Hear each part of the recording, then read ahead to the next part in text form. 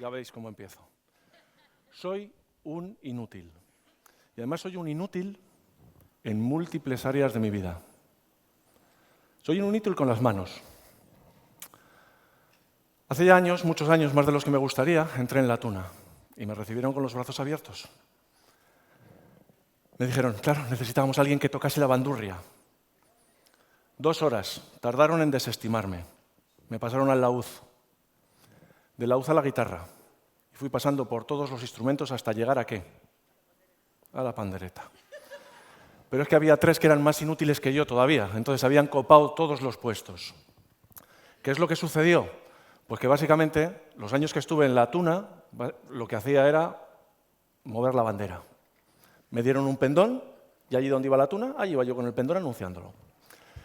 Este tipo de cosas de ser malo con las manos me ha llevado a hacer cosas como comprar unas bolas chinas. ¿Sabéis lo que son las bolas chinas? No son esas bolas chinas que vosotros pensáis. Son estas. ¿Sabes? Las bolas chinas son una herramienta que lo que permite, entre otras cosas, es mejorar la capacidad que se tiene para hacer cosas con las manos. Se supone que tienes que ponerlas y tienes que empezar a darles vueltas. Y que si lo haces bien, sale un sonido como este, precioso. Yo llevo años intentando hacerlo y todavía no lo he conseguido. ¿A qué voy con esto? A que esta inutilidad me ha causado mucho dolor, mucha confusión. Y en el año 2010 hubo un momento en el que, a estas alturas del año, como prácticamente todos vosotros, hice un propósito para el año siguiente. Estaba harto de hacer propósitos que no cumplía. Y ese año, el año 2009 para el año 2010, hice este. Mi propuesta para el año 2010 fue ser consciente. ¿Y cómo yo podía ser consciente? Pues de una manera muy sencilla. Me propuse apuntar cosas. Y empecé a apuntar todo lo que comía, todo lo que desayunaba y todo lo que cenaba. Empecé a apuntar también todo lo que veía en televisión. Compré una gran libreta roja y la tenía y siempre apuntaba todo. Simplemente por el hecho de apuntarlo, de saber qué es lo que estaba pasando. Llevaba más o menos un mes y pico, cuando un día cuando entro en casa me encuentro a mi mujer con esta cara de te he pillado, con la libreta roja en la mano, diciéndome, ¿qué haces? Ese momento duro de, ¿cómo lo explico yo ahora, lo de la conciencia? No me dejó ni responder. ¿Quieres adelgazar, verdad? ¿Por qué? Si yo no estoy gordo. Hombre, peso 100 kilos, pero los tengo bien repartidos, ¿no? No, porque aquí está la razón por la que tú estás gordo. ¿Cuál? Esta. Me lo enseñó y efectivamente dije, una de mis inutilidades es que no soy capaz de seguir rutinas y hacer cosas. Entonces, en la comida me pasa lo mismo. Yo no soy nunca de primer plato, segundo plato y postre. Siempre me gusta una comida variada. Me gusta algo dulce, algo agrio, algo salado, algo frío, algo caliente. Y las patatas me daban una textura crujiente y un sabor salado. Cuando empecé a ver lo que había notado, me comía 3 bolsas como esas todas las semanas. Esos son 150 bolsas al año. Fue un golpe de conciencia. Porque hasta a mí me pareció excesivo, que lo venía haciendo desde hace mucho tiempo. Dejé de comer patatillas inmediatamente. Y seguía apuntando cosas. Y al cabo de un mes había adelgazado 1,5 kilos. Para mí ese fue un primer golpe de realidad. Algo que me hizo entender que pequeñas acciones tienen grandes efectos. Todos nosotros hacemos ese tipo de cosas.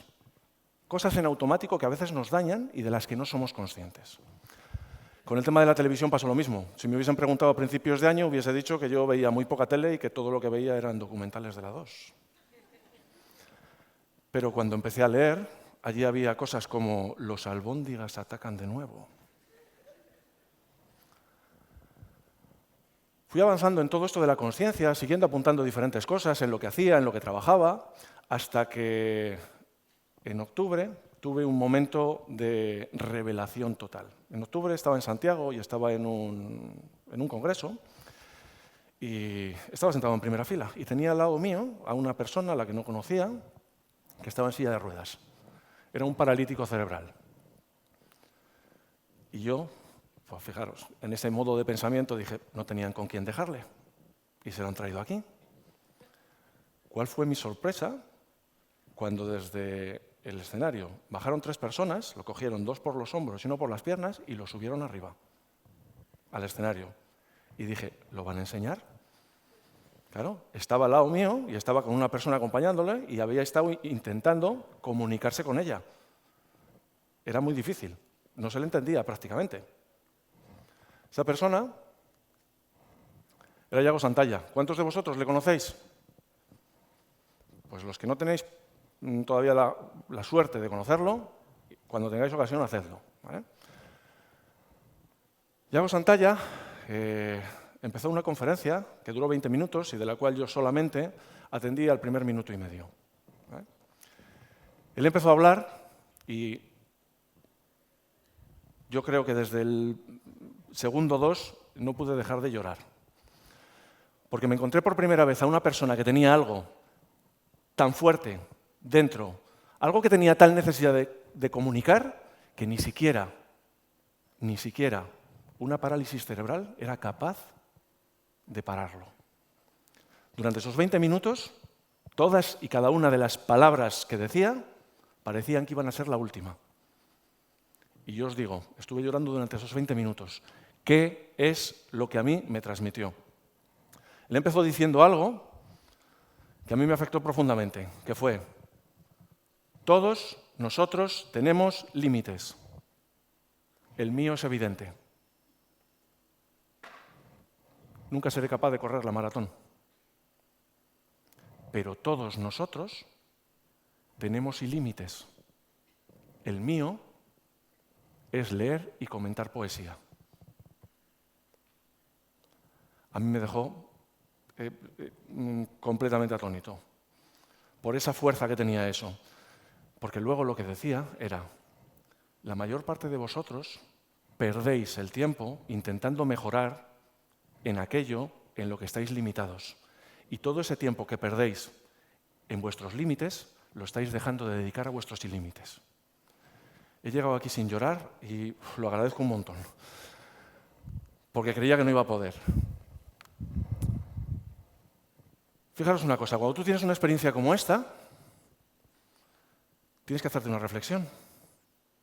¿Cuáles son mis límites? ¿Y dónde estoy yo intentando mejorar? En el caso mío, además de las manos, era con las matemáticas. Las matemáticas siempre se me dieron fatal. Siempre fui un desastre. Todo eso me frustró tanto que durante el resto de mi vida, hasta ese momento, había intentado mejorar. Y hacía pues, las cosas más absurdas. Veía coches pasar e intentaba sumar las matrículas. Jugábamos a las cartas y yo me ponía a llevar la cuenta. Y había veces que me sorprendía diciendo, no sé. Y yo veía que por mucho que practicaba, no avanzaba. Hubo un momento en el que una suerte de moda me terminó de fastidiar la vida. ¿Os acordáis de los sudokus?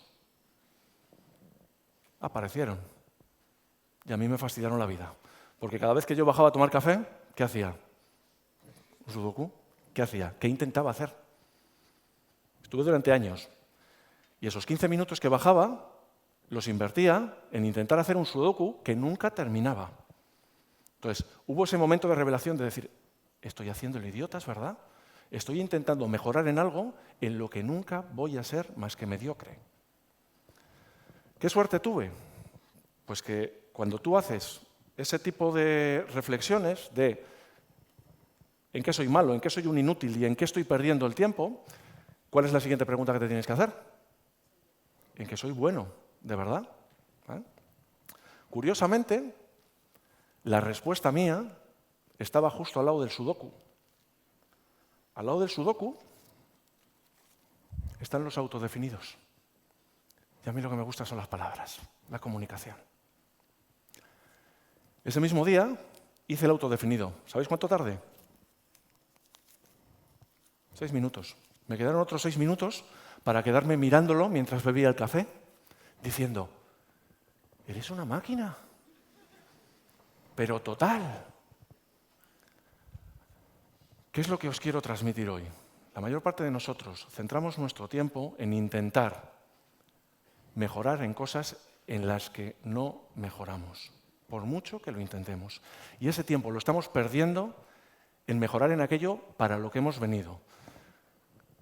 Estoy convencido de que todos y cada uno de nosotros hemos venido aquí para algo, que todos y cada uno de nosotros tenemos una misión, que será cuidar, sanar, hacer reír, inspirar, educar, lo que queráis. Y para uno será en pequeñito, y lo que cuidaremos será de nuestra pequeña familia, y para otros será lo grande. Pero todos y cada uno de nosotros tenemos que encontrar eso en lo que no tenemos límite. Porque si os dais cuenta, estamos viviendo un momento de la historia en la que todo lo que era seguro se está derrumbando. Estáis viendo constantemente cómo todas estas cosas que antes nos vendían como estudia algo que tenga salida, colócate y busca un trabajo donde te puedas jubilar, ha desaparecido. Y el futuro es absolutamente incierto. Lo único que nos puede ayudar a encontrar ese camino y hacer que nuestros ojos brillen es encontrar aquello en lo que somos buenos. Entonces, la idea que quiero compartir con vosotros es dedicad parte de este 2014 a ver qué es lo que os hace brillar los ojos. Muchísimas gracias.